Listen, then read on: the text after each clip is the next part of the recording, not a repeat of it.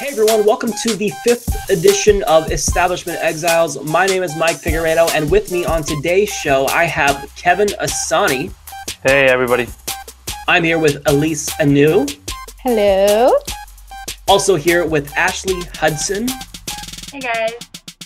And of course, our special guest, 2018 congressional candidate Sarah Smith. Hi. So we are here to basically have a therapy session because, as you could have guessed by looking at the title, a couple of different things happened over the last week that were significant. First of all, we saw the repeal of net neutrality today in a 3-2 vote. And then yesterday, Doug Jones surprisingly beat Roy Moore by a fraction of a percentage, or actually maybe by 1 percentage point. Yeah, 2 days. I was like, was that yesterday? Oh, was that 2 days? Okay. I know. I thought it's a really long. Every day there's something. Whatever Tuesday is. Yeah. Okay, I have not slept. Actually, I slept like 2 or 3 hours. So if I do sound like I am high, I'm not that high. Just Not that high. I'm not. I'm completely sober. So first of all, before we dive into the issues, I wanted to ask Sarah for an update because she posted on my channel about a month or so ago that her access to NGP van was being denied, and she's dealing with a lot of shenanigans from the Washington State Democratic Party. So how are things going for the campaign, Sarah, and has the situation improved at all? So the campaign itself is actually going really, really great. We're building a ton of momentum. We're getting a lot of support behind us. We just got a couple more endorsements. I think we've gotten 2 in the last 2 weeks from Demand Universal Healthcare and from the Progressive Ballot. So I'm pretty excited about that. As far as the van lockout goes, oh boy, it's actually gotten worse. Wow. So we were struggling. You'll remember at the beginning, I told you guys there was this bylaw. We have all the emails. I keep all the receipts. I showed everybody. I was like, this is what you said. You said it was because of a bylaw. And now they're saying it's because I'm endorsed by BNC, because we also endorse Republicans, which makes absolutely no sense to me because my incumbent has donated to Republican candidates. It doesn't make any sense. It's kind of just a grab. And again, there's no bylaw about that. So I'm really confused as to what's going on. So they keep shifting the goalposts and changing the story. It's really frustrating for me to try and get a straight answer out of the state party, but it's not all bad. We have been in contact with a lot of the chairs. We've been in contact with a lot of the vice chairs. We've been chatting with a lot of people about inside the system about what we could do to change it. And because they have their state convention in January, we're working with a couple people to try and write up a resolution, which will basically force campaign endorsements to separate from campaign tools. And I'm really, really optimistic that this is going to be a good thing. And we're also going to try to get another one.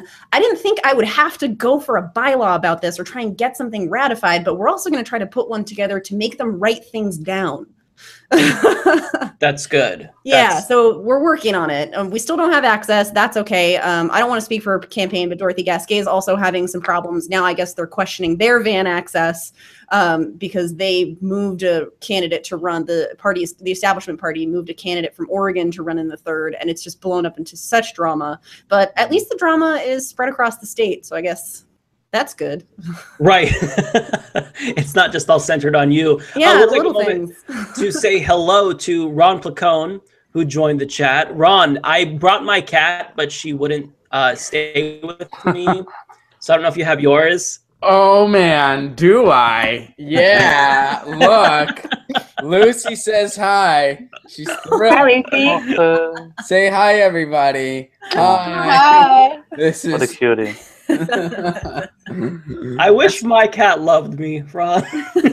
Me too, Mike. I feel you. It's my producer, ladies and gentlemen, my producer. My producer. Lucy.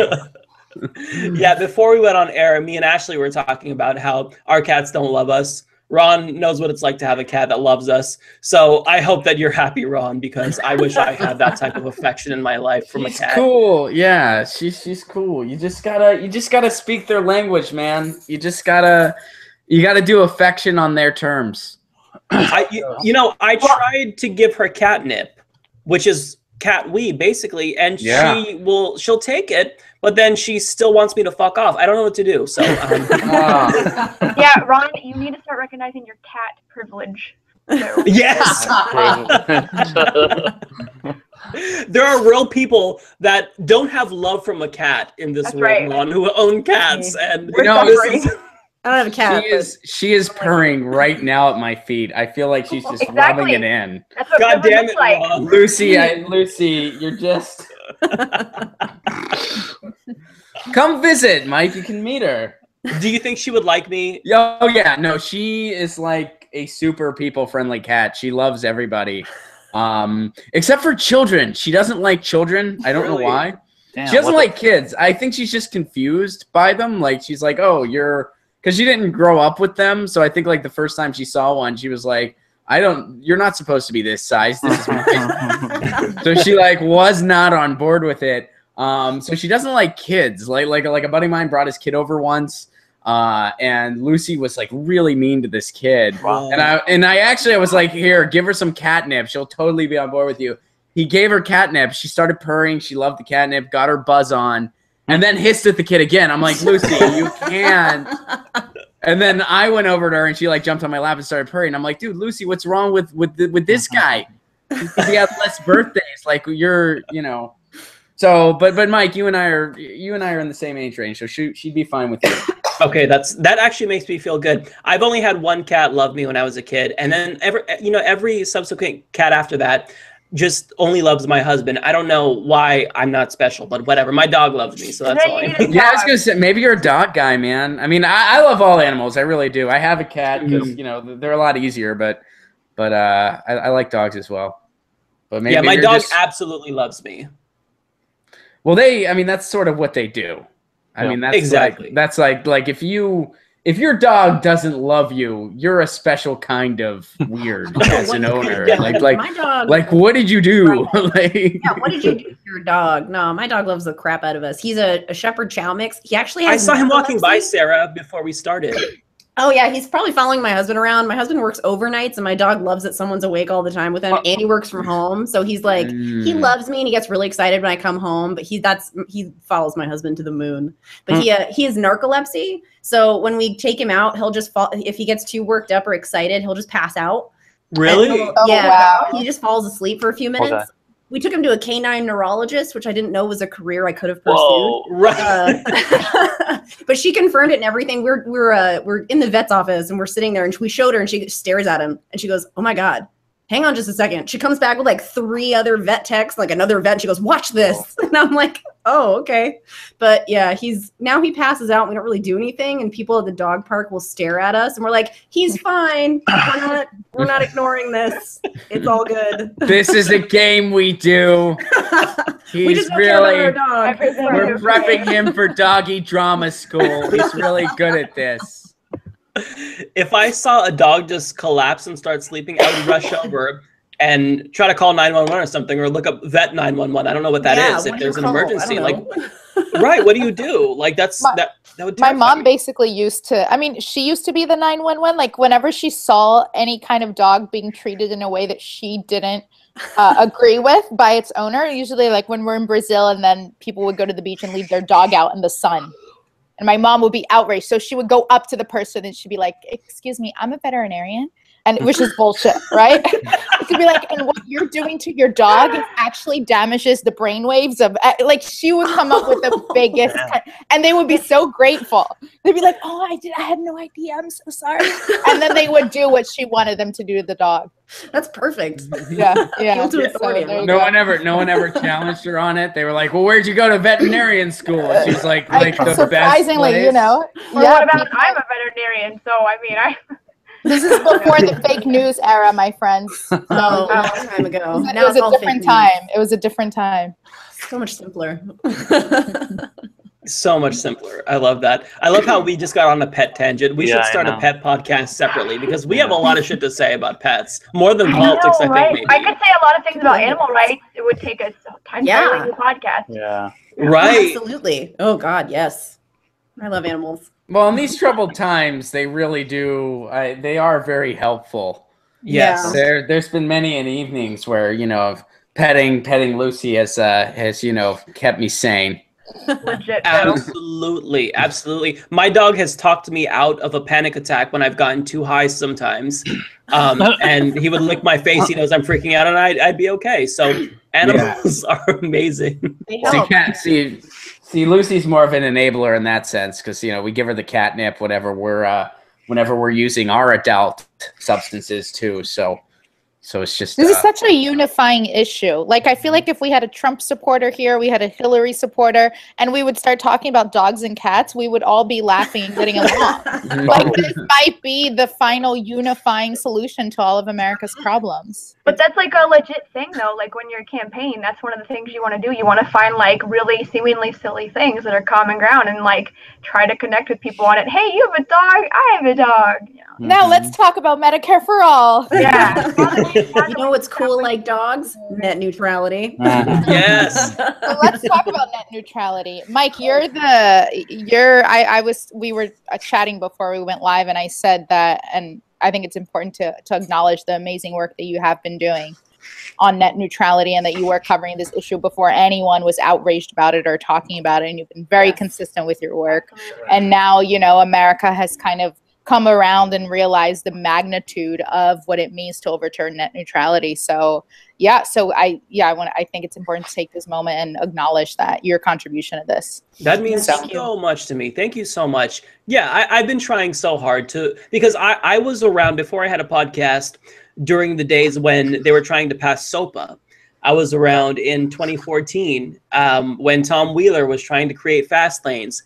And I knew that if we were going to have a chance, we needed all hands on deck. We needed everyone and their mom and their grandmothers to be tweeting and calling. So, at first, I didn't get much views. I hear your cat purring. I just want to pet your cat, Ron. God damn it. She is very pro net neutrality. And you know what? She's like, thank you, Mike, for acknowledging that Tom Wheeler was a cable lobbyist, too. A lot of people think that he was the savior of net neutrality. He really wasn't. We were. The public was. Keep the internet free and open. That's what. So she's a fan. She's a fan. Well, I'm a fan of her. Her name is Lucy, right? Lucy. Sounds like you radicalized your cat. It's perfect. I know. Well, Lucy is a radical socialist feminist poet, and her writings can be found on my Patreon. We've got a Russian cat and we've got a socialist cat. She writes a lot. Oh, man, what have I gotten myself into? Mike, I have a question for you since you've been covering this since before other people were even looking at it. When did you feel like shit was going to hit the fan? Because we were talking about this, and it was an issue that nobody really thought it would happen, right? It was kind of like, maybe it'll be overturned. The courts will come. And it was just not. It felt almost like a Brexit moment that we really didn't see it coming in this way, and that today would ever really happen in the way that it did. So for you, when was that turning point? Honestly, I think it was probably last month, when they released the actual Restoring Internet Freedom Order, which is such an Orwellian thing to name it. Because even though I knew that when Ajit Pai became the FCC chairman, I knew he didn't like net neutrality. I remember watching him on Larry King on RT, railing against the new rules that they adopted in 2015. So I knew that he was against it, but after seeing his colleague, Tom Wheeler, have people literally show up to his house and block his car so he couldn't leave, after seeing the level of resistance for SOPA and PIPA, I thought, this guy, there's no way in his right mind that he wants to take on this issue.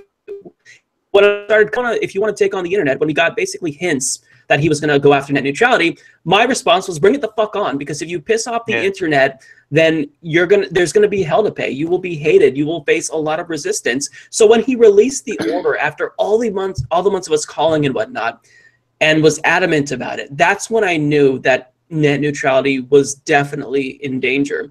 Now, also another reason why I thought that even though, he wanted to, of course, tackle net neutrality, this really is one of the few issues that's bipartisan. A majority of conservatives support net neutrality. So how could you possibly go against the overwhelming majority of not just Americans, but Americans in your own party? And he did it. He was the one person who was brave enough and courageous enough to fuck us all over with a big smile on his face. Thank you. He's a real. I don't know. I don't know if brave is the right word. I would. Feels like a murder. I mean, even if you don't agree with him, like, isn't he brave? Because I mean, he is probably even more hated than Donald Trump right now. Yeah, he probably is the most hated. I don't think enough people know who he is to hate him. But I mean, yeah, probably. See, I would use the word shameless. I mean, because he knows what he's doing. He knows what he's doing. He knows that this is wrong. He knows that every time he talks about the benefits of this, he's gritting through his teeth and lying. He knows that. I don't think lying is necessarily all that brave. I actually think it's quite the opposite in many ways. It'd be brave if he said, hey, I'm going to do this anyway because I'm getting paid a lot of money and I have the votes, so fuck off. That would be brave. That would be very brave because now he's telling the truth. But keep in mind, he's been groomed for this for years. I mean, Ajit Pai was introduced by Barack Obama off the recommendation of Mitch McConnell. That's how he got a foot in the door in the first place. There's your bipartisanship at work. And then he got this gig thanks to Donald Trump where he was finally put in the driver's seat. But he's been groomed for this for a long, long time. We've been fighting this battle for a long, long time.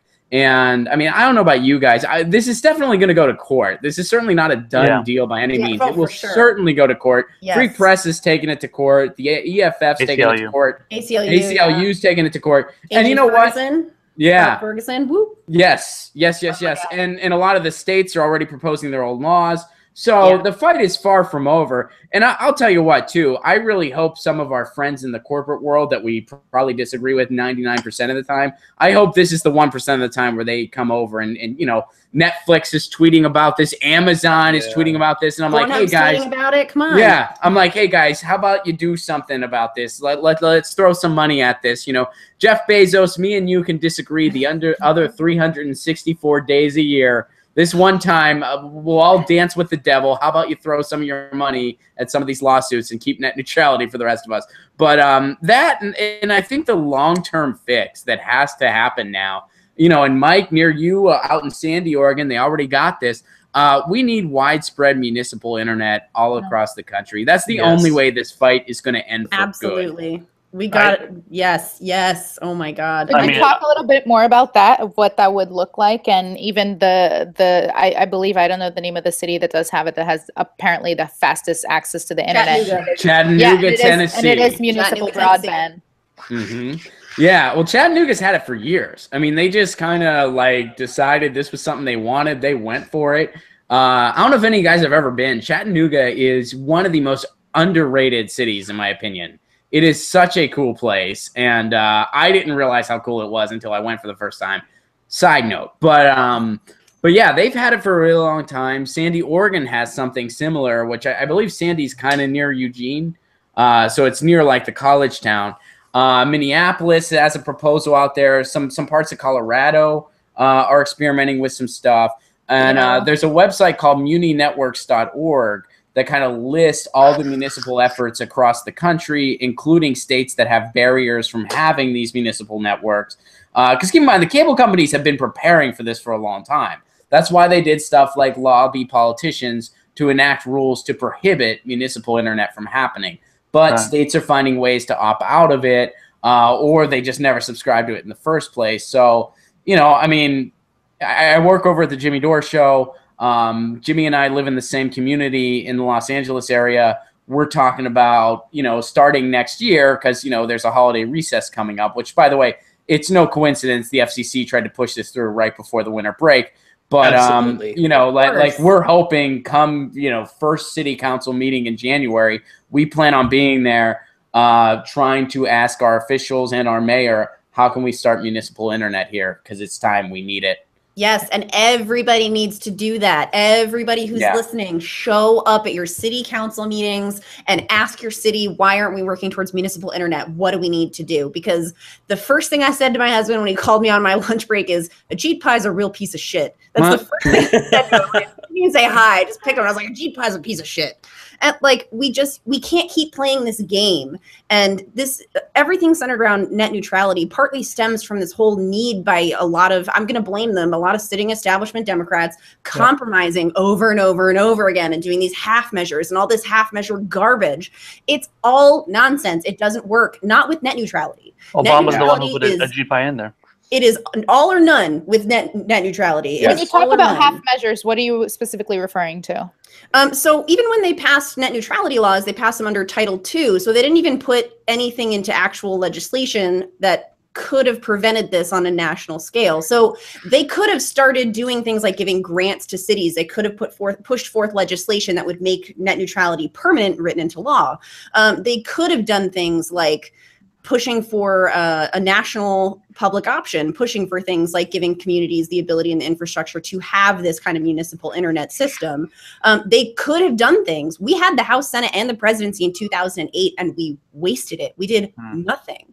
We just decided to keep compromising for some reason, even though we had all the power. And we knew this was going to come down the line. We knew net neutrality was going to be a problem down the line, but still our representatives towed the line and did next to nothing to stop it from happening. They waited till the mess was made to try and undo it. You know, you can't unbreak a glass, and that's what they're trying to do right now. And sorry if I go like too ranty and get on a soapbox.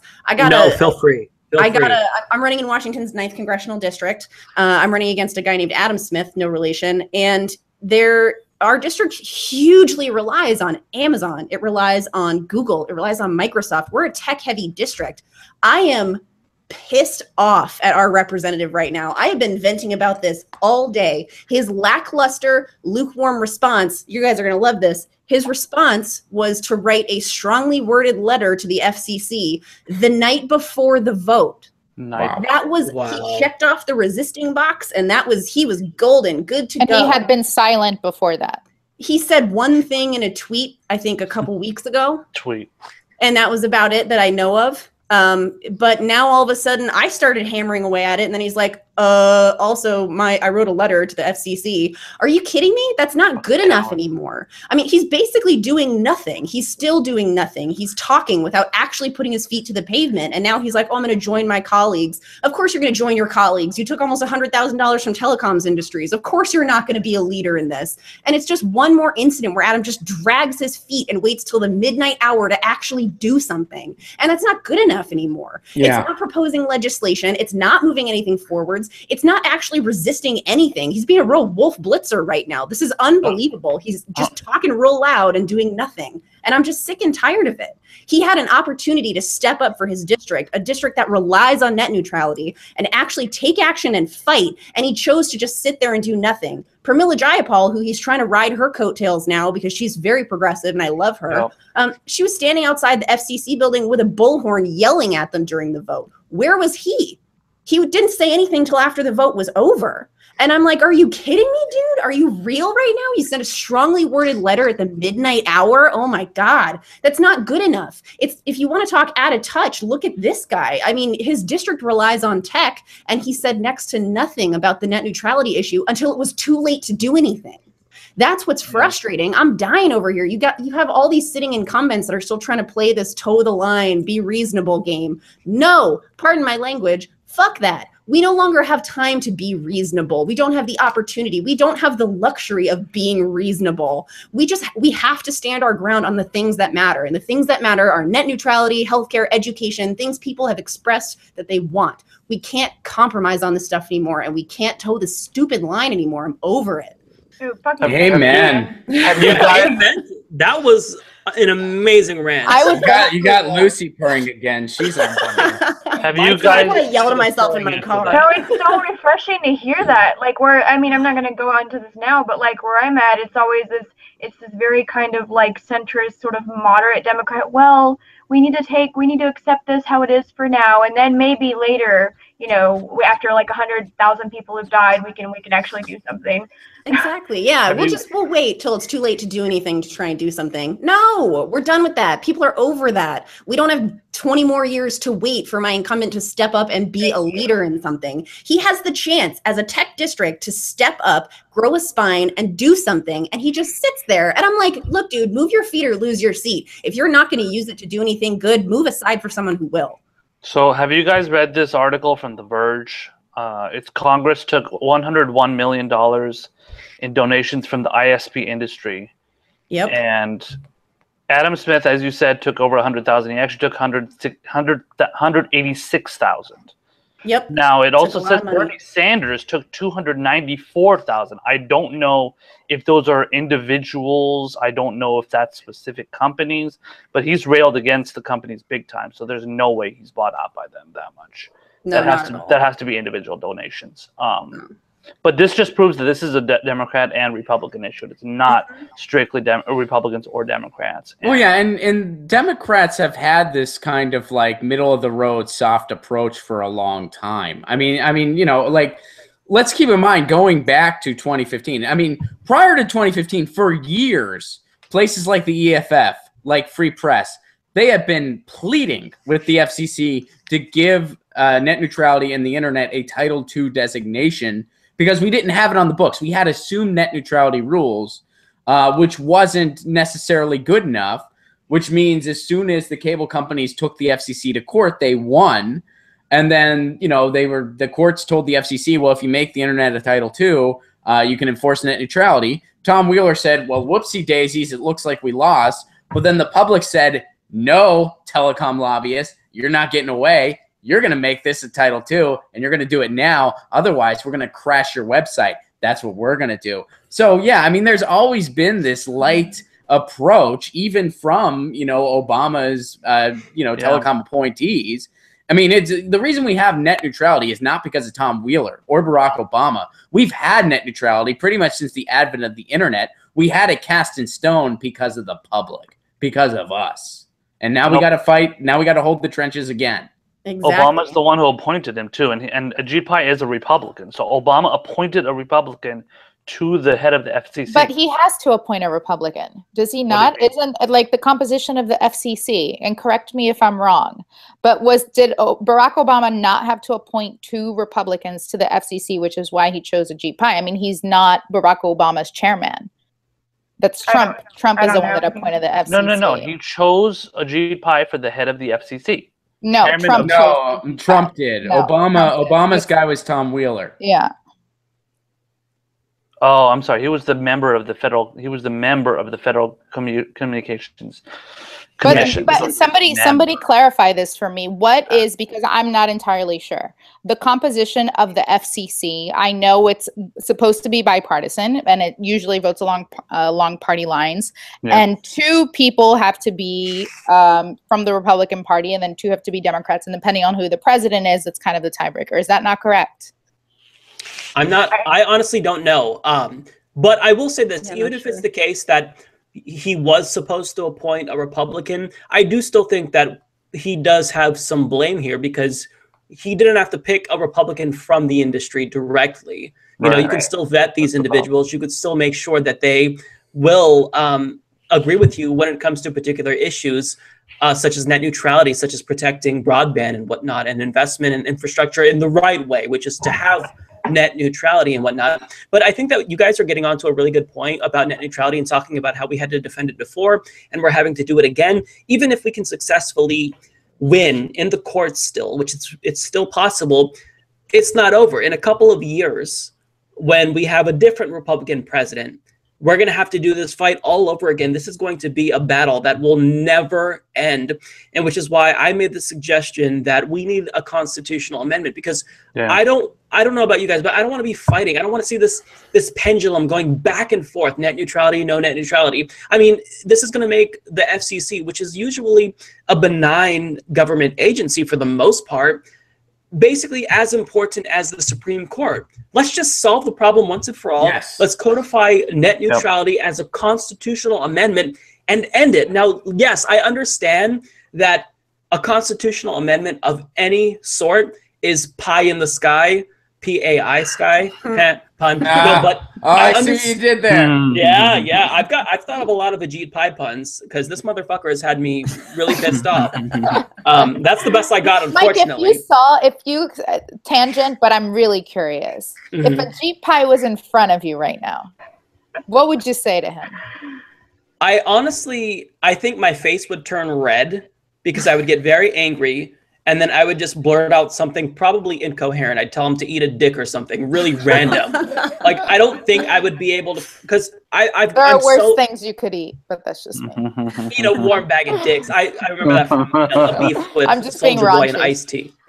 No, I don't know, because I mean, he's done something that's so disgusting and so egregious, and I think it makes it worse that he has this big grin on his face. So it just sociopath. So I honestly, that's a really difficult question, Alicia. I don't know what I would say. I don't know if I would even, because there's really nothing that I could say, because instinctively, if I could meet with someone, I would try to change their mind, but there's no changing his mind. He talks in money. So I'd probably just yell at him, and wouldn't make a lot of sense, because I'm so angry. And, part of this, when it comes to net neutrality, there is the policy debate, but I've kind of seen how this has impacted people on a personal level. I've had people reach out to me and send me messages saying that they feel suicidal because of what the internet is doing. The internet is basically their only medium where they feel sane, where they have friends online, and they don't want that to restrict their access. And it's causing them depression. It's causing them to feel thoughts that they want to harm themselves. And I've had to send people, the suicide hotline numbers. Okay. I was just about to ask you if you were doing that. Yes, absolutely. And I've tried to keep in touch with them to make sure. And I think that, in talking with these people, they know that we're all going through this together, and the battle's not over. But in seeing how, coming as someone who has a lot of mental health issues, like I really empathize with that, and I understand what they're going through, because politics affects me as well. I mean, before this vote was cast, I got no sleep, because that's all I could think about. Net neutrality is, it has taken over my mind. Because it's really scary. We don't know what's going to happen specifically. I mean, we can hypothesize different things that the ISPs could do, but we really don't know. And this isn't going to be something that's going to take effect like that. It's going to take time. It's going to be years. It's like with the Fairness Doctrine, when that was repealed. And then, and I'm sure, I don't know what the debate was at the time, if people were very apocalyptic about it, in the same way that we're a bit apocalyptic about, the end of the internet as we know it, right? And for the Fairness Doctrine, I mean, is what many people say have led to Fox News. And look at the impact. Look at the impact that Fox News has had in our political system.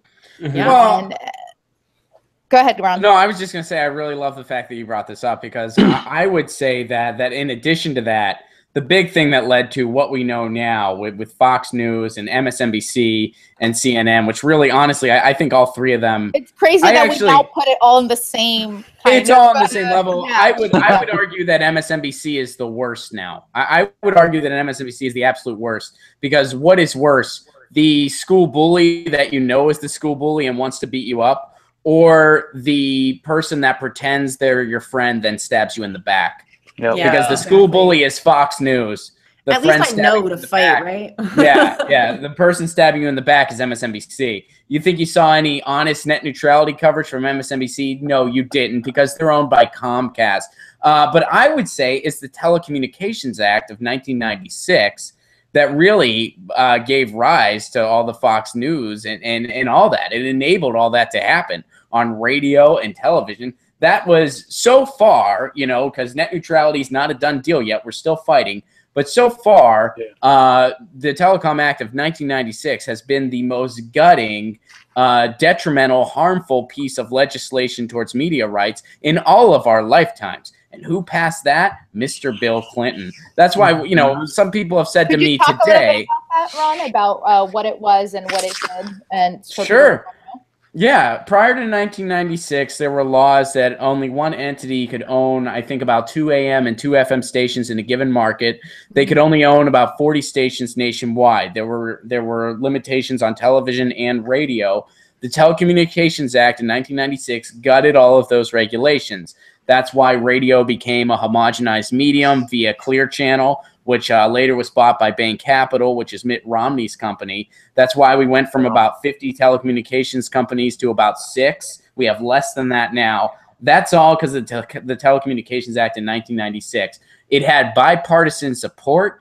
Bill Clinton sold it through neoliberal verbiage bullshit with a smile on his face. The only Republican who voted against it was, ironically enough, John McCain. and it pretty much just went through while people were asleep. That's why, you know, I got a couple tweets today, you know, because I'm a Bernie bro and everything is my fault. I got a couple tweets today that, you know, if Hillary Clinton was president, none of this would have happened. And I said, no, it probably would have happened. The only difference would be is instead of centrists and neoliberals on the same side as us when it comes to net neutrality, you guys would be telling us how it's not a big deal because Hillary Clinton would be supporting gutting it. So, yeah, I mean, Telecommunications Act in '96 was a huge blow to media democracy, the biggest one in all of our lifetimes so far. And people were asleep when that happened. People let their jobs go to the wayside if they were working in radio or television. They watched everything disappear. We're not taking this laying down. We already won this fight the first time. There was no first-time victory in '96. We won our first fight. I think we're going to win our second fight. And my goal is that we don't have a third one. That would be lovely. And I mean, one thing that Mike mentioned earlier that I'm just going to circle back to it is you talked a lot about lobbying and the influence of money in all of this. And I think we're downplaying how hugely important that is.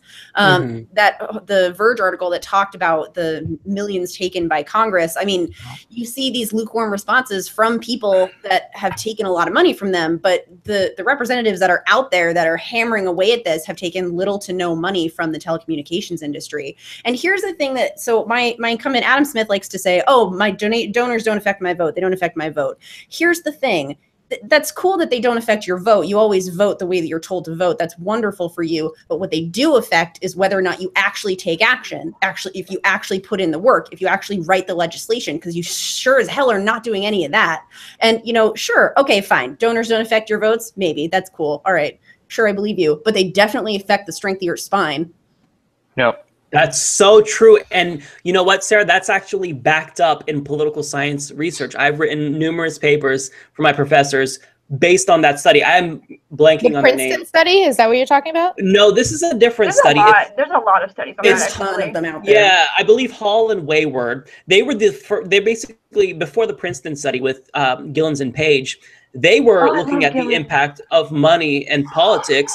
And they found that, yeah, you know, it's not necessarily true that money buys votes. However, it absolutely can influence politicians to act or not act. So even if you are against a particular issue, you can take money from that industry and you'll shut up about it. That's what happens. I mean, these are, they looked at different issues and the money, and they saw that exact effect. It's statistically significant. Yeah. So that is what you're saying is so important, because that is 100% true. You know, give them enough money and they'll either shut up or speak up. That is incredibly important.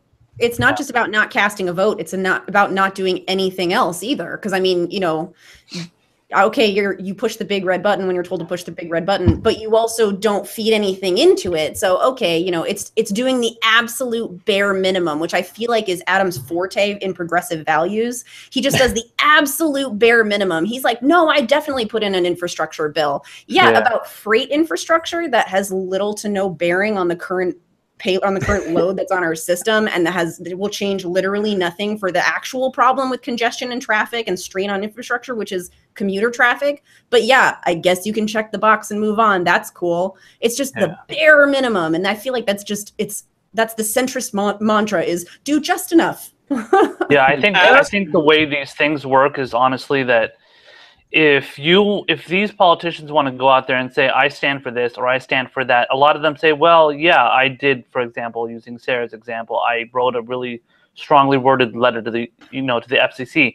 When it comes to actual legislation, a lot of these people should be actually sponsoring or co-sponsoring legislation.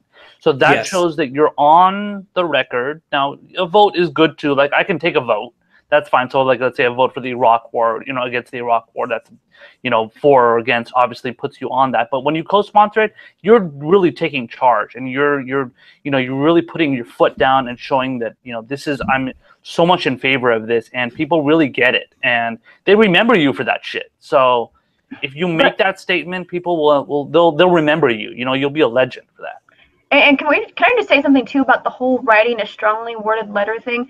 If this kind of action comes from our legislators, it's like redundant. It's like you're not the one supposed to be writing a letter. We're supposed to be the ones writing letters to you. We elect you because the vote is the tangible thing that we need. It's the actual thing that does something. It actually, without the vote, it doesn't matter how many letters we fucking write. I guarantee you, he didn't even write that fucking letter. I guarantee you. I have something even more frustrating that I forgot to mention too. This strongly worded letter that was written at the midnight hour was written after pressure from his constituents calling his office asking him to take a stronger stance on net neutrality. That was in a district that relies on net neutrality. The constituents had to call their representative and tell him to be stronger on net neutrality, and he responded by writing a letter at the last second. Isn't that democracy at work?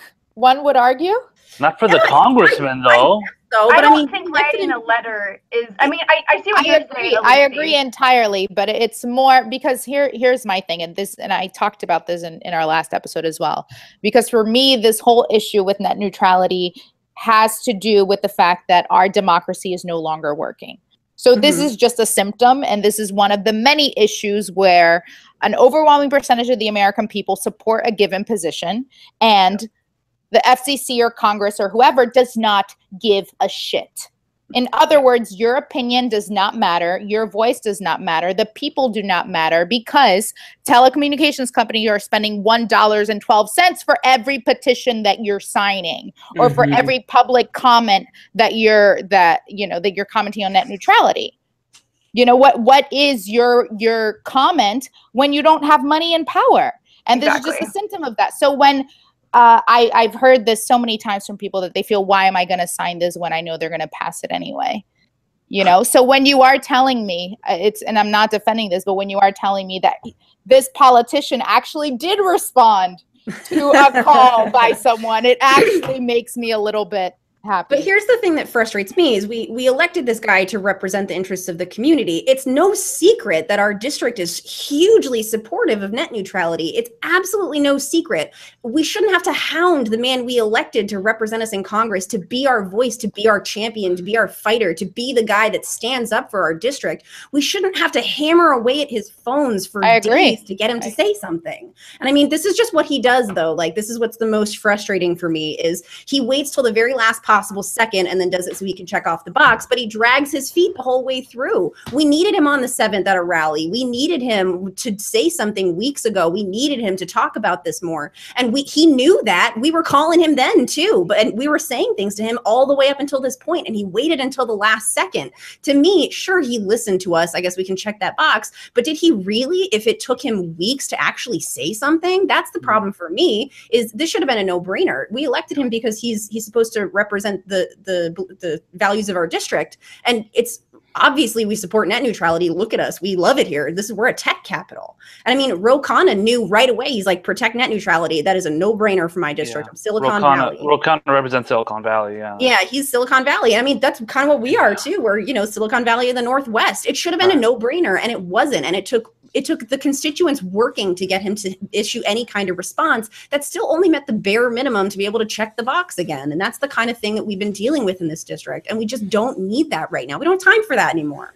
Well, and it makes a difference. It makes a huge difference when officials in certain positions are active. Now, let's put aside, and you know, an example of this, now let's put aside some of the other issues going on with this guy, but Al Franken. When it came to net neutrality, Al Franken was very good on net neutrality. There's a lot of other things he did that I'm not okay with. There's a long list, actually. But net neutrality, that was one of the things he really nailed. He was good on net neutrality. As a result, one of the places that's really doing a lot with Municipal Internet, Minneapolis. Now, there's a lot of reasons for that. Minneapolis is also a very, it's a very techie town. It's a very literate town. It's a very progressive town, so you can't give all the credit there. But the fact that he was as vocal about net neutrality as he was for as long as he was, that certainly helped. Honestly, I think with net neutrality, it's such a issue. Like, you should be in favor of net neutrality. Why wouldn't you be in favor of it? It's a no-brainer. Yeah, it's a no-brainer. So it's like, as far as like, I mean, I think even conservatives, like, aren't conservatives in favor of freedom? Aren't they in favor of having more rights, they should be, they should be coming out, They're in favor of the freedoms of the ISPs. That's exactly. Honestly, I think the only people that would be in favor of net neutrality would be like libertarians or something. And as somebody that, I think I'm probably the only person on this panel who's a constitutional progressive, because I do believe in the Constitution, but I don't believe that.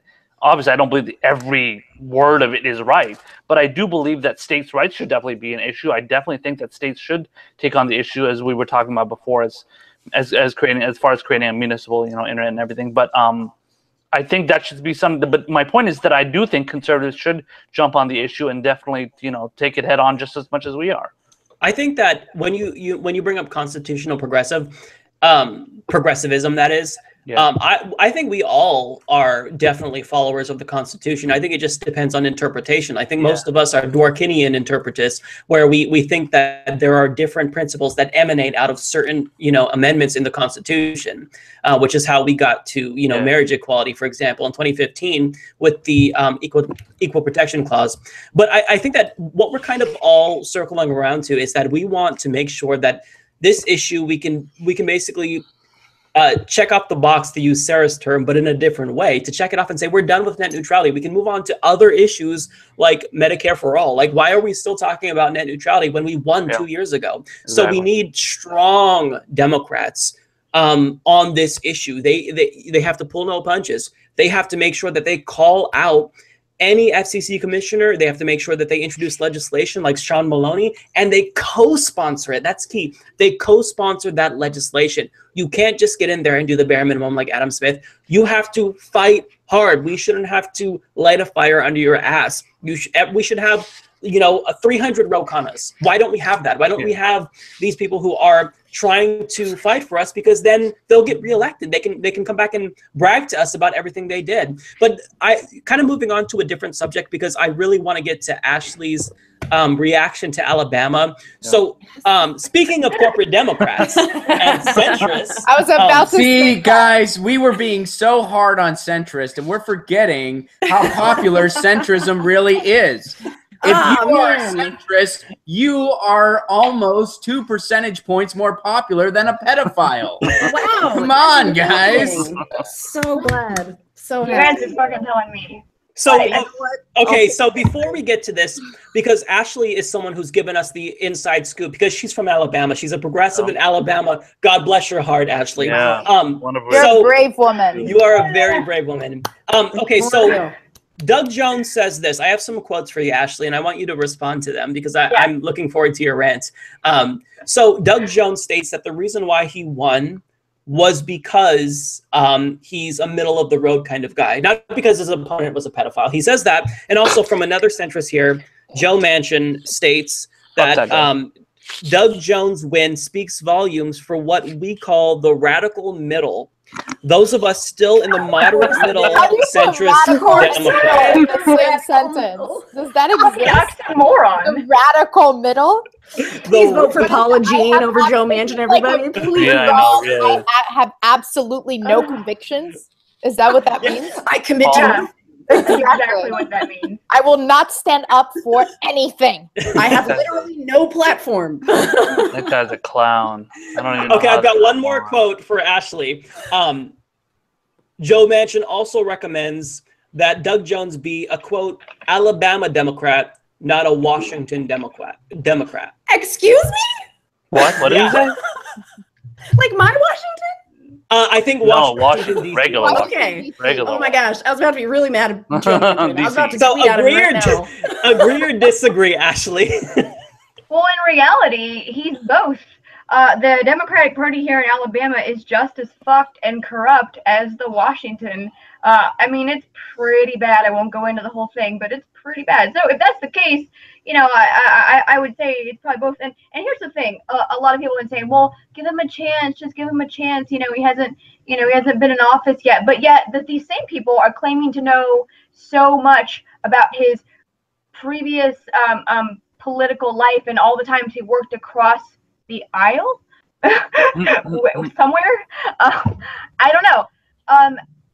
So as far as the quotes go, middle of the road. Yeah, I absolutely do not believe that. Some people here do. some people here do believe that the moderate stance is what won people in Alabama. And I don't agree. I would say that this race, him winning, is just slightly more than a fluke. And I say it that way because I don't want to minimize the work that there were grassroots people here. They really were. They were doing a lot. They were phone banking, canvassing, and fundraisers and all that stuff. I don't want to minimize it. They did work really hard. I didn't get as involved with that as I have in other things, just because, well, you all know, I voted, I did my part, but I could kind of see him for what he was. Anyway, I kind of was privy to a lot of that kind of stuff that's going on. So I don't want to minimize any of their work because they did a lot. And they may have made a little bit of difference. I don't know, but really, to be honest, here's what I think. So they put him against Roy Moore, who is arguably one of the worst candidates in history. I mean, that's even without the allegations of pedophilia. Like, exactly. Even without it was bad enough. Pretend that we never heard anything about it. Even without that, I mean, he was sued by the ACLU because he put up a monument to 10 Commandments and he wouldn't take it down. Also, he instructed, I can't remember the name of the people at the courts who marry people or when they come together. I don't remember what they're called. Civil unions. Yeah, but the name of the person who knows it. He instructed all of them across the state to basically ignore the federal order when gay marriage had just passed for the whole country. And he said, no, don't marry any of the homosexuals. Okay, I don't know if he said it like that, but he may have. Okay, yeah. But so there's that. So he either got suspended or removed from that. So and also he says that Muslims shouldn't be able to serve in Congress, and that homosexuality should be illegal. So there are plenty of things about him. I mean, I could go on. I'm not going to keep going on. There's a lot. All right. Take it easy. He has a Jewish lawyer. Yeah, don't sell him short, you guys. I know. And he did ask for permission. He did ask for permission from the moms to date makes them. it so much better, actually. So it's okay. I was concerned. Totally fine. There was consent, obviously. Oh God. Right. As a 30-something man, why are you interested in a 14-year-old girl? What are you guys going to talk about? Like what? Yeah, and I don't even know, man. Like I've just there's been so much drama with that. Like we put so much focus on that, and we just kind of not put any focus on anything else. No issues. That's why Doug Jones that's not why. It's a little bit of a reason, in my opinion, that people just ignored everything else, and he's like, well, he's not that. So yeah. I think that is. I would say that is why. I used to live in Tennessee. And I lived in Nashville, which was, the blue dot of Tennessee at least, but Tennessee nonetheless. And the way when you're a progressive in those places, and Ashley, maybe you feel this way too. I never felt like I was really ever voting for anything. I felt like I was voting against everything. Yeah. I was voting against setting women's rights back 30 years when I lived in Tennessee. I was voting against making healthcare even less accessible. I was voting against gutting education even further. That's what I was always voting against. And I think the people of Alabama, they didn't vote for anything. They voted against a pedophile. And I mean, how broken is a democracy when those are your choices? Go to the polls and either vote a pedophile in or don't vote a pedophile in. Those are your options. Right. Yeah. No, I am 1,000% with you. I mean, no, Ed. So the thing is, I think a lot of people probably voted that way here. A lot of people. I would say there's probably a small faction of people that kind of jumped on the whole, Doug was a good candidate and a real progressive because he prosecuted the Birmingham church bombers. It's like, yes, we know that's your shtick. That's your card. You play all the time, and I'm so glad you did that. But fuck, dude, that's not going to carry you into this career. It's not going to do anything for the future. But I don't know. It's really frustrating for me because if Jones would have gone against Luther Strange, who is currently sitting in Jeff Sessions' old seat, he would have lost, and in my opinion, by a landslide. It wouldn't have been close because they both have the same kind of corporate, very unoffensive seeming, you know, and so that's when the tribalism would have been in full force, and it always is, but I'd say a little bit this time. Roughly 20,000 probably Republicans wrote in somebody because they couldn't vote for Roy Moore and they couldn't vote for a Democrat. So in a way, yeah, it kind of was. But I guess what I'm saying is there's no way. Like if he would have gone against, in my opinion, any competent Republican, he would have lost. Anybody else. Yeah. Because in a place, yeah. Yeah.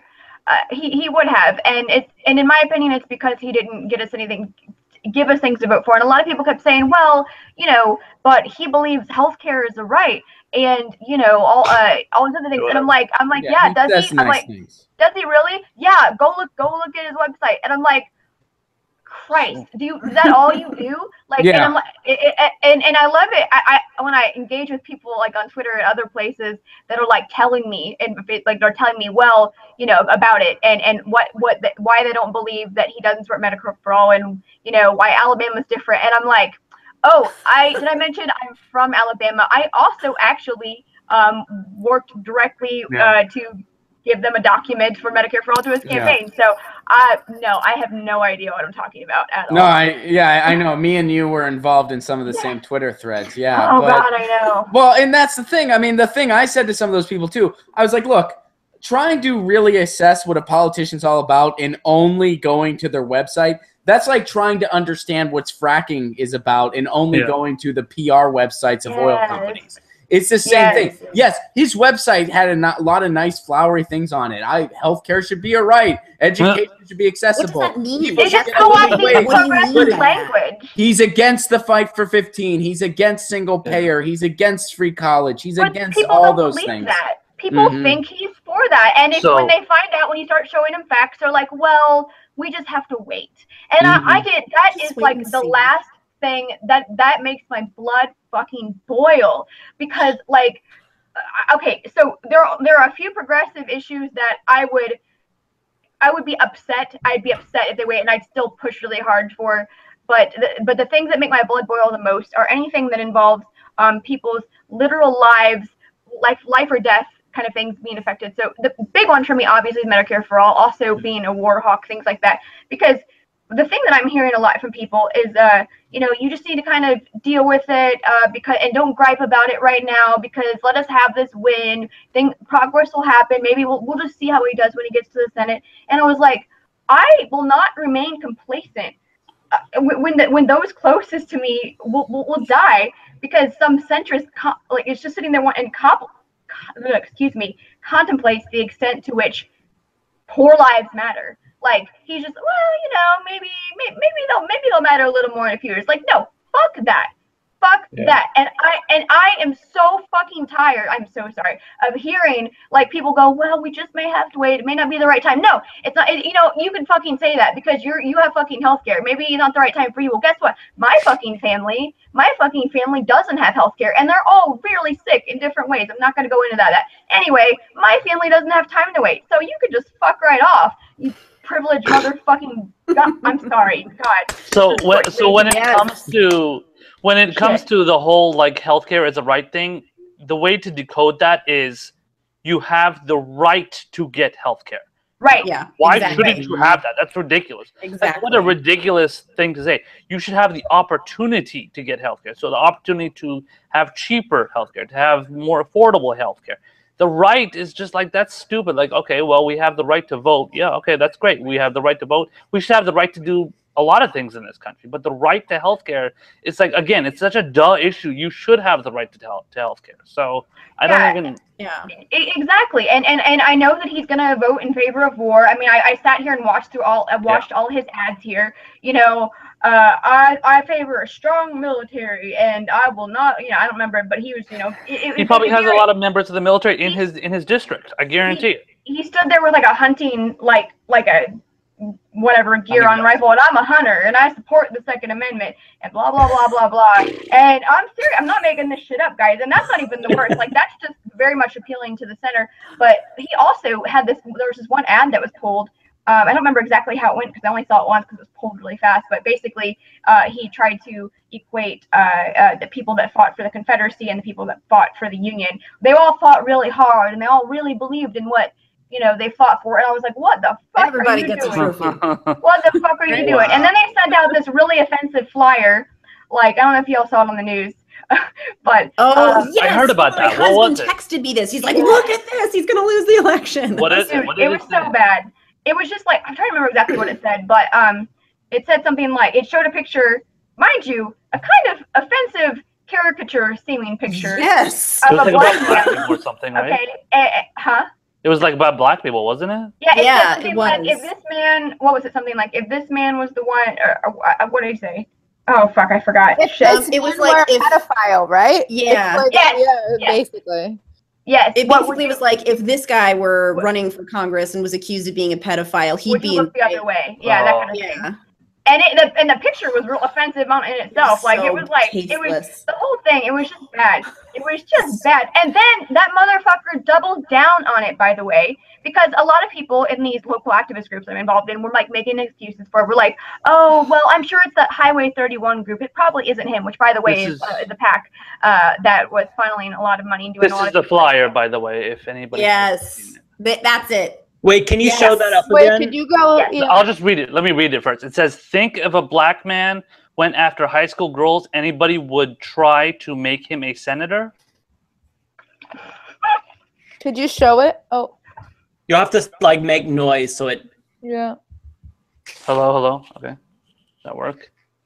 Oh my Wow. God! Wow. Yeah, no, that it's was a really bad. real fly. That was real. That's Yeah. real. My husband real. sent that No, to me. it's He was real. like, look at this. Where did he It was post that? So where did horrible. We didn't post it. It got sent out, and I know because of my friends here. I saw him post it on Facebook the night before it hit the news, and they were like, "What the fuck is this?" And then some people were like, "Oh, he's trying to get the black vote," and some people were like, "Oh, they only sent it out to the black voters," and I'm like, "No, they didn't. They sent it out to everybody. It doesn't matter. This is a really offensive flag."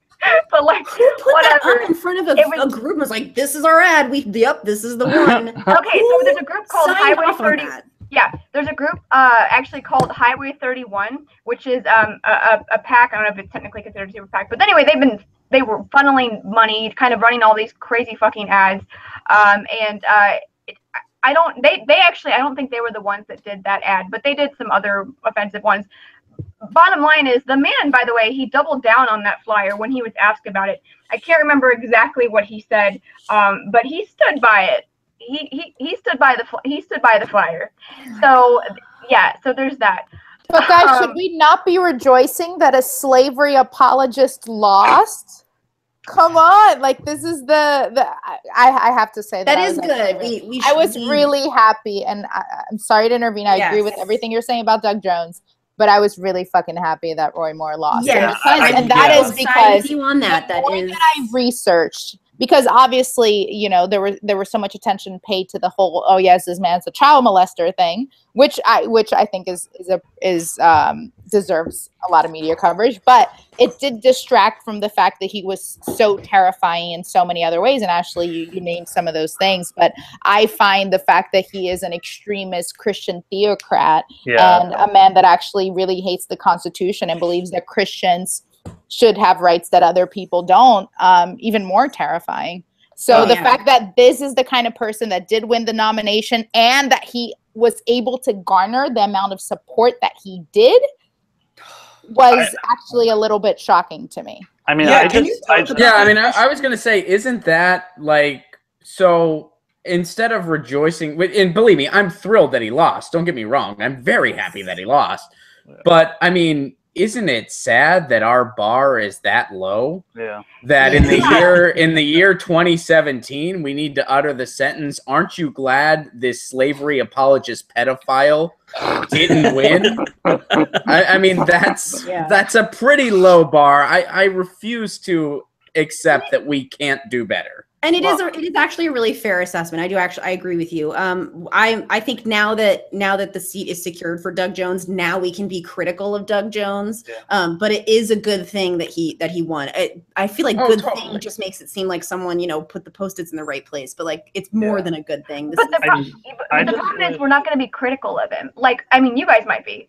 But no one here is going to be well. None of the left is going to be critical of him because they're just going to look the other way. They're going to let him get in office and just let it slide when he makes all these terrible, harmful decisions. Because hey, we got a Democrat in office. It's okay if he wants to go to war with all the Republicans, and it's okay. You know what I mean? Like that.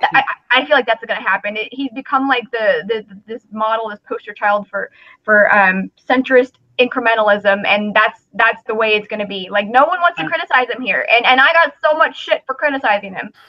I mean, you know, we were attacking this guy for being a pedophile and an anti-Semite, most likely too, and a racist and whatever, slave apologist. But can we please get as outraged for people that are like advocating for war, that are advocating for bombing That's my 7 different countries? This is the whole. Thank you for bringing this up, Kevin. Yes, I'm with you. And I don't mean to go into a tangent, but this whole Me Too movement, right? Yeah. Which I'm a supporter of.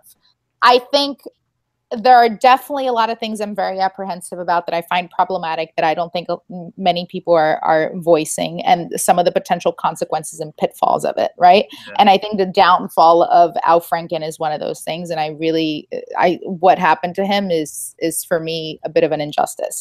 But the thing is, the way that we look at sexual assault, right, or sexual harassment, and the fact that will now completely take down someone's career, rightfully so, depending on the type of accusation. But the fact that people that consistently vote for war, that lead to the deaths of sometimes over 1 million people like we have in Iraq, people that consistently vote to gut healthcare that end up killing tens of thousands of people are not held to the same standard. Thank you. Shit, man. Thank you. And it is shocking to me what we are what we refuse to accept. Some of the things which I do agree with. I think the fact that, you know, women are finally speaking up and sexual assault is being condemned is very good. But the fact that these people are still in office and glorified and even being asked to speak. George W. Bush still goes on the Tonight Show and is still somehow we have like this nostalgia for George W. Bush because God forbid we have a president with no decorum, and we're forgetting that George W. Bush's actions has led to the deaths of over 1 million people, and he is legally considered a war criminal. Yeah, George W. Bush. It's okay. And the thing is that, like, you know, like a lot of people get upset about Sandy Hook and all these like awful gun crime, you know, gun mass shootings and stuff where kids get murdered. They're like kids got murdered. But do you know how many kids got murdered in Iraq? You know how many thousands of children? And drone strikes every day. Drone strikes? Yeah. So all these kids are getting killed overseas in the Middle East. And nobody bats an eye. They're just like, oh, well, that's not my kid. What do I give a shit? Right. You know what people tell me when I say that shit? I say that shit and I get people fucking outraged at me because they basically are like, why are you getting so mad? You know, we can all have different causes that we fight for. And I'm like, yeah, but none of you are fighting for these causes that are killing the most people. Like, none of you even you spend more time worried about what package this platform comes in. So Bush or Trump, Bush is fine because he comes in a prettier bow. Like, you know what I mean? Like, it's still fine. It's still death in a prettier bow. Like, that's fine. I'm not going to talk about it as much. And I'm just like, my head is going to explode here. God, yes. I've had this argument with so many people because the dumbest thing that the left can do, which the left is doing, and when I say left, I'm including centrist and neoliberals, you know, like establishment Democrats, is make it out, exactly, left, but is make it out like Trump is some outlier.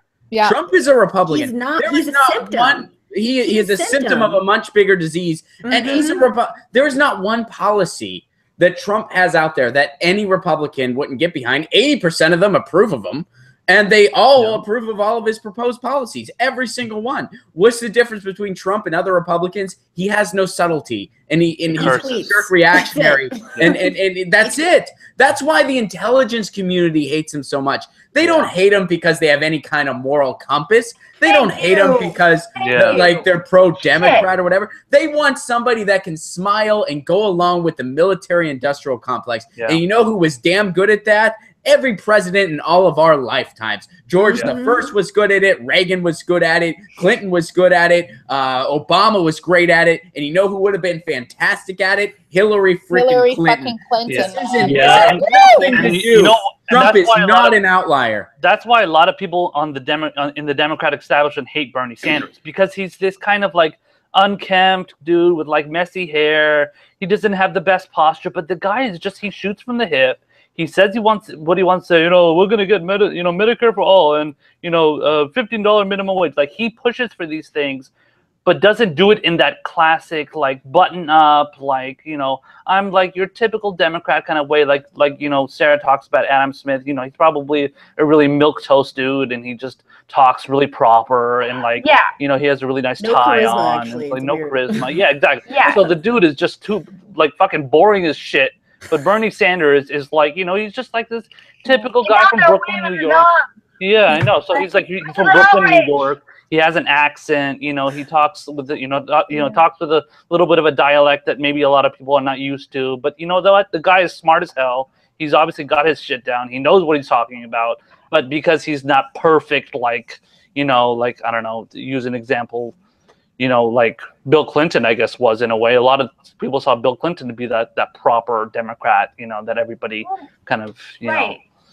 I mean, like and Obama too. Yeah, Ron, you brought up a really good point, because I actually agree with you that Trump isn't an outlier. I agree. And that if you were to look at every single U.S. president, and if you were to judge them based on the Nuremberg laws of war crimes, of what is technically considered a war crime, every single sitting U.S. president could easily be tried and considered a war criminal. Yep. And that is the reality. Yep. And Donald Trump, while he may be, you know, it's what we said, he doesn't have the decorum, he isn't traditionally presidential, he is presidential in the ways that matter the most. And that is in his actions, in the policies that he supports, and in what he is willing to do to extend the American empire, the military-industrial complex, and the influence of corporations in America. He's very much presidential, and in ways that Democrats are also presidential. Yeah. But Trump, they can't trust Trump as easily because he's such like a loose cannon a little bit. They can't control him. They can't control him. He's already done it. He's already openly said, well, we're going to stay in Afghanistan and get their minerals, right? Like, he's said that. I mean, and thanks for owning it, I guess. You're not supposed to say that. And it's not because he gives it. I mean, guys, if he takes off a mask and he was Andy Kaufman this whole time, I'll have egg on my face. We all will. But assuming that's not the case, he's not doing this on purpose because he has, I mean, he's doing it accidentally because he's just a moron. And that's why they see him as, I mean, the best thing we can do, and I know I'm preaching to the choir here, but the best thing we can do, pin Trump to the Republicans. Trump is a Republican. Trump is Republican policies. Now we don't have anybody softening the blow of how ugly their policy ideas are. So that means this is what republicanism is. It is this brutal. It is this ugly. So you know what that means? You should really turn against republicanism. And now that you realize how ugly republicanism is, wouldn't it be great if we had an alternative to that? Because right now, we really freaking don't. We just have something that's not as bad, comparatively speaking, but doesn't really offer you anything. Louis Black's been saying it since 2004. We have two parties in this country: a party with no ideas and a party with bad ideas. Exactly. It's so accurate. Perfect. I'm so glad war came up. I could rant and vent about this for like hours. But so we talk about things like Medicare for all and universal college and things like that. And the question everyone always talks about is, oh, well, there's no money for that. So we have this almost $1 trillion freaking military budget. Let me tell you, 60% of that almost $1 trillion, that very close to $1 trillion budget goes to private contracting companies that make billions of dollars in profit off of our taxpayer dollars. So we're sending mercenaries out because we're involved in so many goddamn wars that we don't have enough soldiers to cover all the ground we're involved in right now. And because we're spending so much freaking money on these private contracts, who conveniently also are Adam Smith's top donors, how interesting, we don't have the money to do things like train our soldiers properly. And we're not hiring a welder from within the military. We're not, enlisting someone and training them to be a welder and teaching them and giving them a military salary and military benefits. We're spending 3 times as much on a contractor to go and flank some ships over in Somalia. So what's happening is these soldiers are, Dorothy Gasquet in the Congressional 3rd for Washington, she talks about it all the time. She had to learn how to weld armor onto her own vehicle when she was out in a combat zone in Afghanistan, because they didn't have the money in the military for the troops to have an actual welder. That's not because the military doesn't have enough money. That's because all the money goes to private goddamn companies. Yep. It goes to bomb makers, and it goes to the private contractors. They just added how many billion to the military budget. We didn't even hear about it. It got votes from Democrats supported it. They gave, and even Elizabeth Warren was like, "This is a good bill." Voted for it. Yeah. That's, when they finally hammered out the budget, it wound up being even more than that. I think it was 700 and it was more than what Trump wanted. Yeah, it was $72 billion more than Trump wanted. It was over $700 billion. And when they finally hammered out the budget, it was actually closer to $800 billion. And Adam goddamn Smith said, this is a good budget. No, it's not. If that doesn't include universal single-payer Medicare for all the people, debt-free education, revitalization of our infrastructure, expanding grant programs so we can have municipal internet and be done with this net neutrality garbage, that's not a good budget. Yeah. I don't care what else is in it. It is not a good budget if it does nothing for the people. And I am so sick and tired of this argument about not having enough money and the military doesn't have enough money. $150 billion, I had to look at the exact number, but even within that budget, $150 billion is spent a year just on maintaining bases. Yep. And when you think about that, it makes sense because you don't realize the extent of U.S. military involvement abroad, but America has a military presence in nearly every single country in the world. Yeah, we're talking about 174 working on starting wars in all of them. 74 countries. Okay, and this is why, and I've talked about this consistently, but you remember when 4 U.S. soldiers died in Niger, right? Mm-hmm. And they're like, "Oh, what happened? What happened?" And I'm like, "What the fuck are they doing there?" We're in another war over and there. That's the politicians had no idea. They didn't even know that there was any type of military presence in Niger. The very lawmakers that are supposed to be overseeing the military had no idea. 900 military bases. And if you watch the media, they are not asking these types of questions at all. They're talking about, Trump said this to the widow of the sergeant. He tweeted this and he didn't apologize. And then John Kelly, and I'm like, why is the man dead to begin with? Like, what? But we can be upset about multiple things. No, I'm sorry. I'm just so tired of being told that. But you can be upset about what Trump said to the widow and, all that other. No, there's limited time and people have limited attention spans, and you have to focus on the questions that matter the most. And at the end of the day, yes, he's insensitive. Yes, he's a buffoon. Yes, he's never going to have decorum. But fundamentally, we need to be asking questions about to what extent are we willing to spend this amount of money? To what extent is the military-industrial complex even improving the lives of the people that it's supposed to improve? Yep. And to what extent are we really like what we were talking about? To what extent is it really just giving money to private contractors? That's what it is. Well, I think it's really a reflection of the bigger disease that is, the empire that we've become. I mean, we are an economy of death. Like, that's literally what we are. We have ancient Rome written all over us. Education is becoming reserved for the elite. There is a separation of the rich and poor that really hasn't been seen since ancient Egypt, just about. Yeah. And we're an over-militarized nation, overextended.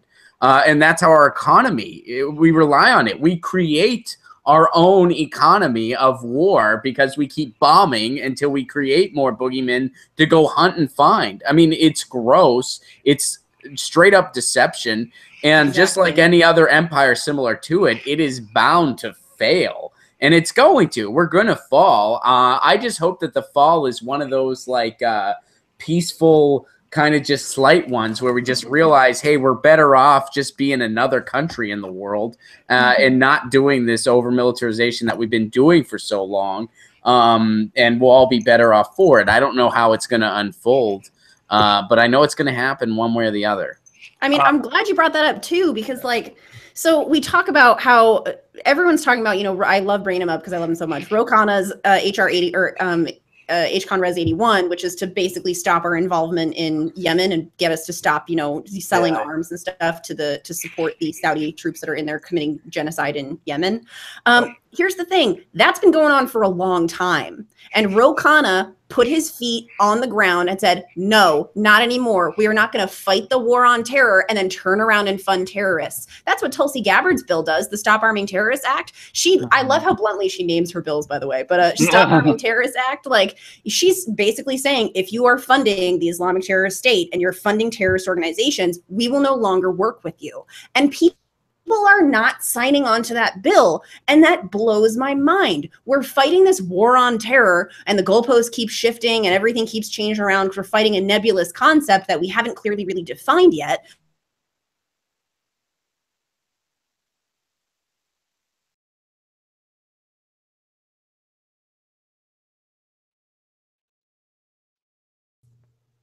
Is everybody there? Uh-oh. Oh, did I come back? Am I good? Oh, I thought that was my internet. No, I thought that was my internet. We're already being throttled. Give us a period of mourning. That would be no, we're talking about it. Yeah, but I mean, we constantly talk about stopping the funding for the war on terror, but then we turn around and then we fund the war on terror. So we're fighting a war with ourselves. That's like slapping yourself in the face and yelling at someone else to stop hitting you. I don't understand this. This is ridiculous. That was the best analogy I've heard to describe that. Thank you. I just want to say that I'm glad to have for my family to be from the only country that is not taken over by the military-industrial complex, which is Iran. And all my family is from Iran, and I'm fucking happy that at least not yet. And I pray to whatever God I fucking believe in. Kevin, do not jinx this. I know. I don't know what God I fucking pray to, but whatever it is, I just hope that the atheist gods are going to be saving Iran from not getting taken over by this military-industrial complex. I tend to lead towards this flying spaghetti monster, but I don't like to preach to anybody. Well, look, I think that before we go, because this is a huge, I think this is probably our longest episode, but this, honestly, we all need to pat ourselves on the back because this was therapy, and I feel better personally. I don't know about you guys, and we all, I think we spend money anymore. This is great. This is we're cost effective. Yeah, we went through our own little rants that were just epic. So we killed it. Like, not to toot our own horn, but I'm going to do it because, this was phenomenal. So look, if you want to follow the Establishment Exiles official host, you can go to estabexiles.com/about and look up where you can find Alici, myself, Ron, Kevin, and Ashley, and also Brittany. And additionally, before we go, please, please, please, I cannot emphasize this enough. If you really support grassroots candidates, consider contributing to Sarah Smith. I'm going to let her make the pitch and tell you where you can find her because she's not taking a single dollar from large multinational corporations, and every penny counts. Yeah, buddy. So Sarah, how can we help you? Where can we find you? So my favorite thing about not taking donations from corporations is I get to come on cool interviews and roundtables like this, and I get to just say whatever I want, because at the end of the day, the only people I'm beholden to are the constituents, the people that are going to vote for me. Because that's the job, right? You're beholden to people. The role of government is to serve people first. And so that's why I've sworn off corporate donations, super PAC money, dark money, none of it. My home office is literally where we work from. We are an all volunteer force. You can get to me at votesarahsmith.com. Votesarahsmith.com/donate is my donate link. Because it's a grassroots effort, we are always running on a shoestring budget, and we're always begging people for donations. So please, if you can, the biggest thing you can do to help grassroots candidates is set up a recurring donation. Even $5 a month goes so far. We've got some really thrifty grassroots candidates out there, especially young people. So I'm 29 years old. I'm a millennial. We're really used to being, unable to afford anything. So we've gotten really good at balancing our budgets, but we really need help. $5 eating avocado toast. Far. I know, it's all the avocado toast. I'm sorry, you guys. I'm trying to cut back. I swear. I want to buy a house someday. So, if you wouldn't insist on having a smartphone. I know. We'll just move the goalposts every time. It's fine. I'm sorry. I'm killing all these industries too. But votesarahsmith.com/donate is how you can donate to my campaign. Votesarahsmith.com is my website if you want to read more about me. I'm also on Twitter @SarahSmith2018, and you can find me on Facebook @SarahSmithWA09. I'm also on Instagram @SarahSmithWA09. My Instagram is very casual. There's lots of pictures of my really cute dog on there. So that's how you can find me. The other message I want to put out there is if you're thinking of getting involved, or you want to see what can I do, how can I be part of the change, get behind a campaign, volunteer. It's stressful, but it's a lot of fun. It's so much work, but it's so rewarding. If you're thinking about running for a local office, if you're like, man, I really want to be water commissioner, but I'm too scared to run, dive in head first. It is so much less scary if you just jump right in. So I'm telling everyone, please, if you're progressive and you want to push progressive values, you are the best advocate for your value system. Get out there, put your name on the ballot, run for something. So support grassroots candidates that are running right now. Jump into races of your own. There is nothing left to fear for us except inaction. So let's get together and let's make this happen. All right. Great. Yeah. Perfect. Great. Yeah, great note to end on. So we will see you guys next week. A little bit. What'd you say? I said, are y'all feeling the burn? I'm feeling I'm feeling it. We are energized. So yeah, we will see you all next week for our last show of the year. Should we tell them the guest? Because I don't want to spoil it. It's a surprise guest. What? Oh, the next. When are we having the next show? Well, we're recording it tomorrow, but it goes out next week. Don't. Yeah. No, well, we won't tell them. Yeah. It's gonna be a surprise. It's gonna be. Yeah, we're gonna have a really fun guest. Another fun guest. Excited. We've had really awesome guests. Like yes, we have. We're just we've really I agree. Yeah. Yeah, so thank you, Sarah Smith, so much for coming in. Also thank you for Lucy to joining us, Ron's cat, of course, and my cat temporarily. I had her on my lap. I had my cat on my lap. She started to bite me, and then I put her up here, and then she just so it's not gonna happen. I'm gonna try. We'll work on that. So we'll see you guys next week. Hopefully this was therapeutic for you as well.